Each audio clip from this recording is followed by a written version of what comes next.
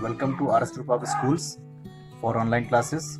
This is Naresh Verma, your English teacher. This topic is devoted to class 9th to class 12th. Topic is narration. Yesterday in this topic we studied the narration of assertive sentences, and today we will discuss the narration of interrogative sentences. So starting from the type 1, starting with the helping verb. First type,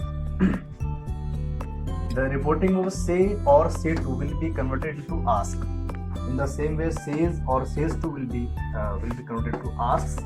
Say, said or said to will be asked. Conjunction will be if or whether. You can choose any of them.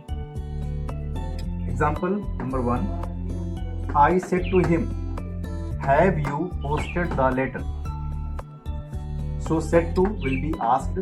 I asked him. Conjunction will be if or whether. You can choose any of them.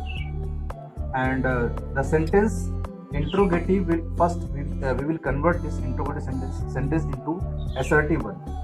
Then we will change it. So assertive will be you have posted the letter, and you is the second person. So second person according to object he, and the tense present perfect into past perfect. So he had posted the letter.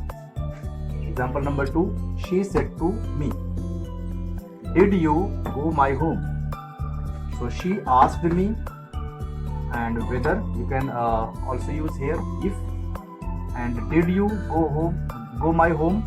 It will be converted into first of all into assertive sentence. Assertive will be you went my home, and then you according to me will be I, and past indefinite will be changed into past perfect tense. So I had gone her home, because my will be changed according to she. So here will be in the place of my, here will be her home.